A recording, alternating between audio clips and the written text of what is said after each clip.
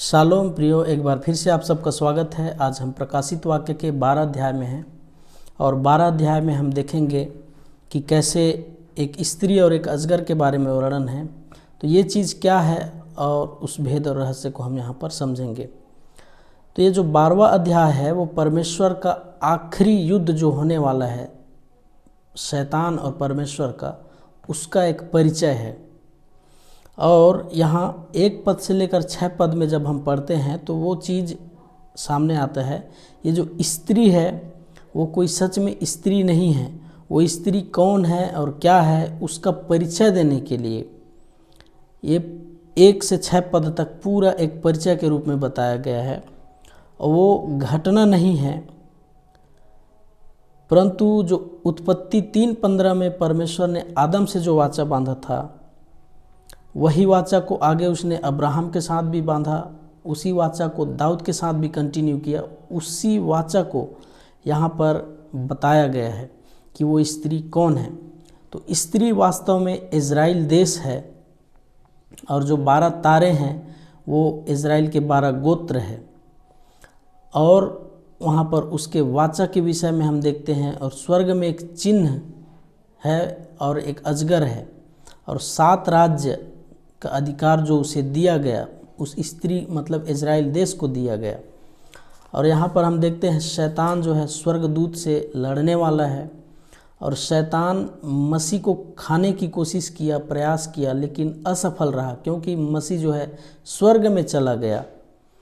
और लेकिन शैतान मसीह को तो खा नहीं सका, समाप्त नहीं कर सका, लेकिन वो जो है इज़राइल को हराने के लिए बदला लेगा और मंदिर में अपने आप को स्थापित करने वाला है, मंदिर पर कब्जा कर लेगा और इज़राइल को हरा करके मसीह के साथ बदला लेने के लिए तैयार होगा। इसी चीज़ को यहाँ पर 1 से 6 पद में पूरा दिया हुआ है।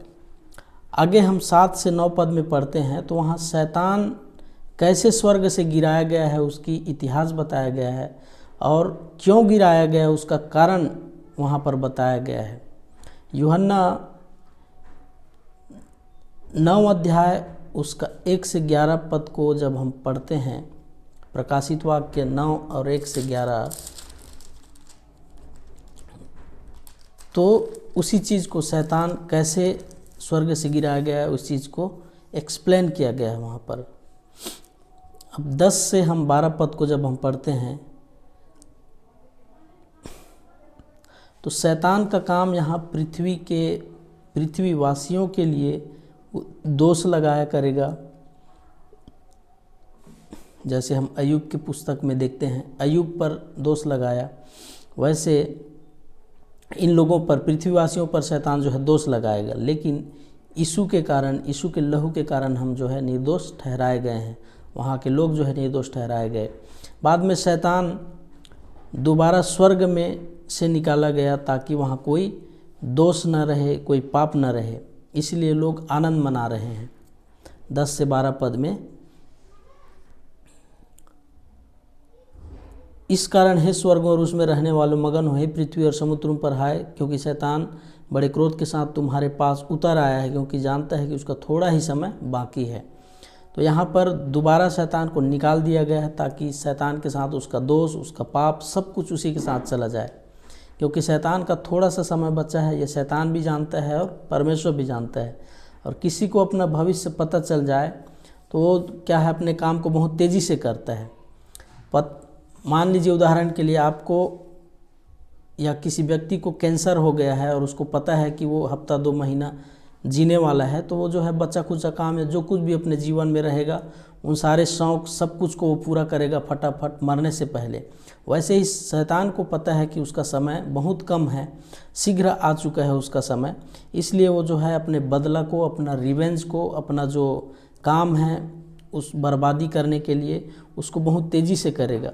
और पृथ्वी पर जो है इज़राइल ही उसका दुश्मन है, इसलिए वो जो है इज़राइल के लोगों को जो है तंग करेगा, नाश करने की कोशिश करेगा और अपना सब कुछ भरपूरी से वहाँ पर सामर्थ को प्रकट करेगा। और 13 पद से 17 पद में जब हम पढ़ते हैं तो वहाँ पर परमेश्वर एक बार अपने लोग इज़राइलियों की सहायता करने के लिए सहायता करेगा और अद्भुत रूप से उनको बचाएगा ताकि इज़राइल जो है नाश न हो, क्योंकि परमेश्वर ने उनको वाचा बांधा है, कई बार वाचा बांधा है कि मैं तुम्हारी रक्षा करूंगा, मैं तुम्हारा परमेश्वर हूँ।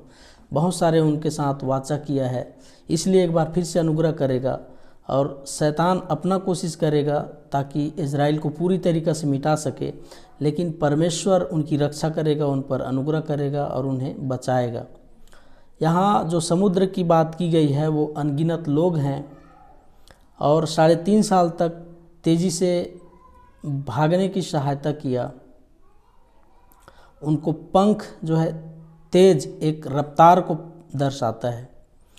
पानी जो है शैतानी शक्ति वाला सैनिक हैं, लेकिन इजरायली लोग बच जाएंगे गवाही देने के लिए, और शैतान जो है लोगों को हानि पहुंचाएगा, प्रकृति के द्वारा मदद मिलेगा। और ये 12 अध्याय जो है वो 5वीं तुरही जब फूंका गया उस समय की घटना है। ये जो 12 अध्याय में आप पढ़ते हैं वो जब 5वीं तुरही फूंका गया उस समय की घटना है, उसको यूहन्ना जो है यहाँ पर एक्सप्लेन किया हुआ है। तो मेरे प्रियो, आपको कंफ्यूज नहीं होना है, आपको कई बार पढ़ना है प्रकाशित वाक्य को, इन अध्यायों को, उसके बाद इस वीडियो को देखेंगे तब आपको समझ में आएगा कि यह घटना कब की है और क्यों हुई और कैसे हुई।